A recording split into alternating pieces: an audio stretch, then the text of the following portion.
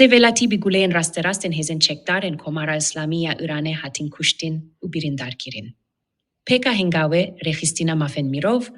pişti guleyen rasterasten hezen çekdar en komara İslamiya İran'e li hala kontrole ya lideriye bajare el shetar li parezgeha Loristane, tuvelati İman Bakiri u Emir Hüseyin Rezai, Jiana xwe jî dest danu hevjîna Emir Hüseyin Rezai ji ber giraniya birinin Swêdî komayê de ye û nihalî neksweşaneyê lênîherîna bijîşkî verdigire.